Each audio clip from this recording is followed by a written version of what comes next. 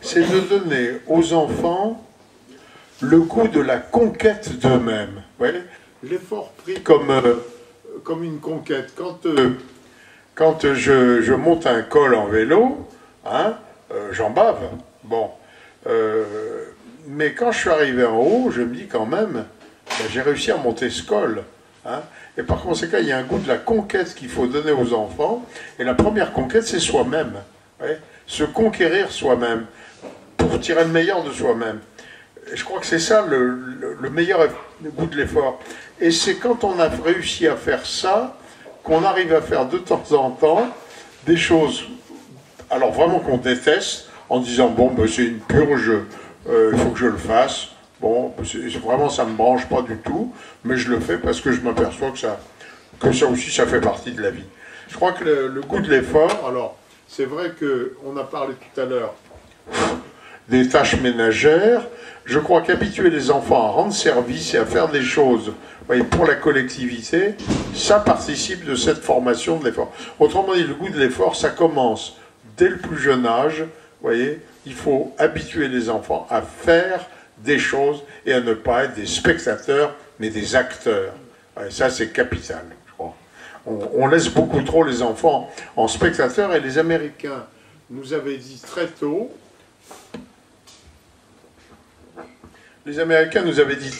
que attention à la télévision, attention à toutes ces choses où les enfants sont spectateurs. Il faut qu'ils redeviennent acteurs. Et donc, il faut les faire agir. Bon, alors il y a des enfants qui sont actifs de nature, pour lesquels c'est pas tellement difficile de les faire agir. Il y en a d'autres qui ne sont pas actifs de nature. Il faut leur apprendre à faire un certain nombre de choses sans abuser alors de leur force. Il faut que tout le monde agisse, mais il faut tenir compte des forces. Vous avez des gosses qui sont hyper actifs, c'est pas difficile de les faire agir. Il y en a d'autres qui sont moins naturellement actifs. Qu'est-ce qu'il y a là comme question? Quelle information donner à un enfant face à la mort d'un proche? Première information importante qu'il faut donner dès le début, avant la mort d'un proche, c'est que la mort fait partie de la vie. Je crois que c'est très important de donner très tôt aux enfants. Vous voyez, on ne parle plus de la mort dans nos sociétés modernes. Je crois que c'est extrêmement dangereux. Ça fragilise les jeunes. Le grand-père est mort, on n'emmène pas voir les enfants le grand-père mort. Je crois que c'est une grave erreur. La mort fait partie de la vie. Plus on intègre tôt le problème de la mort, j'allais dire à la conception de la vie, à la pensée de l'enfant, plus vite, j'allais dire, il comprend que ça fait partie de la vie, que c'est douloureux quand on aime quelqu'un de perdre quelqu'un, mais que ça fait partie de la vie. Alors, deux, il y a le côté religieux qui est également une réponse incontournable. La mort, ce n'est la fin que de la vie terrestre, la vie biologique, mais la vie continue. Bon, je crois que la vie éternelle, c'est quelque chose qui est un besoin de l'homme. Je crois que l'homme a à l'intérieur de lui cette notion que la mort n'est pas une fin.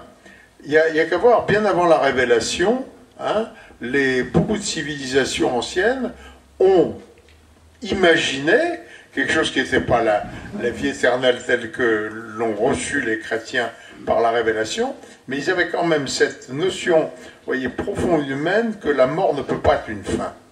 Que l'homme n'est pas fait pour disparaître. Vous voyez, que la mort n'est pas une fin. Et je crois que ça, c'est une chose, c'est pareil, qu'il faut faire comprendre aux enfants très tôt. Il faut leur parler de la mort, et il faut leur parler de la vie éternelle. Et leur dire que les hommes se sont toujours, ils ont été obligés au contraire, quelquefois, de se gendarmer contre cette idée que la vie, que la vie s'arrêtait. Ben non, non, non. C'est contraire à la pensée profonde de l'homme que la vie puisse s'arrêter. L'homme se rend très bien compte qu'il n'est pas un animal. Que l'animal, lui d'ailleurs, ne se pose pas de questions sur la vie et la mort.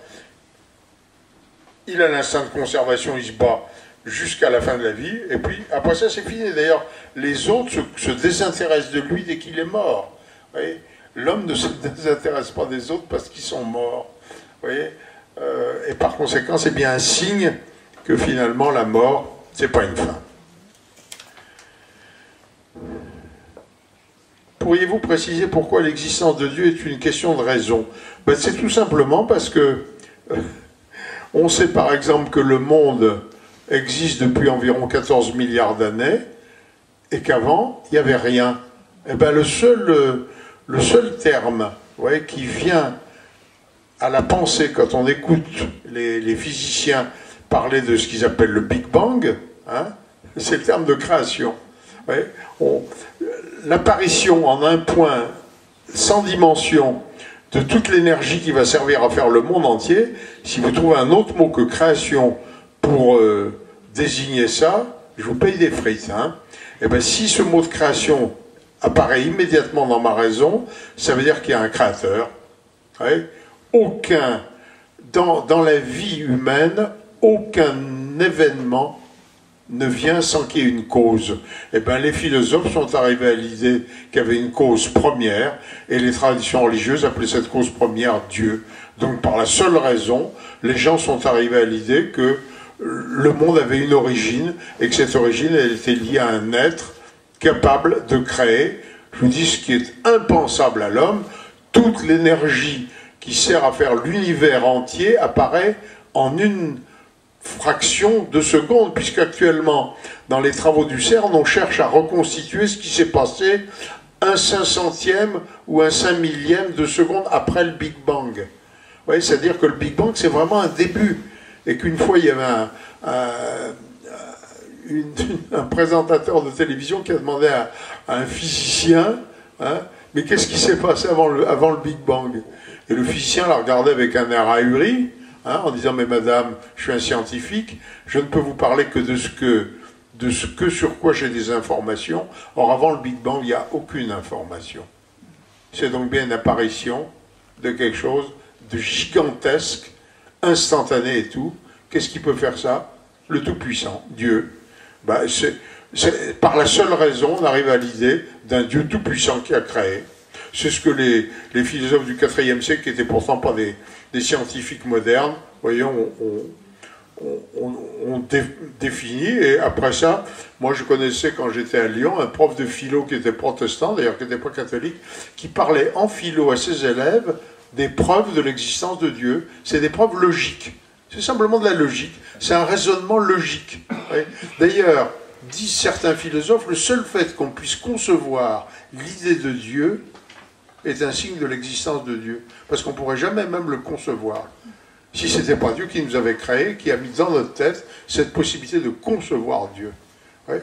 C'est toute une série de raisonnements logiques comme ça qui ont amené les philosophes à penser qu'il n'y avait pas besoin d'avoir la foi pour être sûr qu'il ne peut exister qu'un Dieu unique. Comment intégrer le décès de quelqu'un à sa propre mort face à l'aseptisation de la société? Oui, c'est vrai. Il y a le gros problème, c'est que la société refuse actuellement. C'est très marrant parce que on n'a jamais autant vu de spectacles de mort à la télévision et en même temps, on occulte le problème de la réalité de la mort. Autrement dit, on donne la mort en spectacle en montrant des accidents, des attentats, des trucs comme ça, et en même temps, on refuse de parler de la mort. C'est un paradoxe, hein, quand même, assez étonnant de notre époque. Ça veut dire un espèce de refus du réel. Vous voyez? Alors, la mort est un spectacle qu'on voit, mais en même temps, on ne se pose plus de questions véritablement sur la mort. Ben oui, ben c'est un signe de décadence, oui. En termes de civilisation, c'est une décadence. Ouais. Donc le problème de parler de la mort, ça veut dire qu'il faut bien dire aux enfants, très jeunes, que la télévision, il y a un tissu d'ânerie et de non-sens, quoi. Il faut que les enfants réapprennent l'esprit critique, quoi. Au lieu de gober absolument tout ce qui se passe dans les médias, il faut réapprendre l'esprit critique.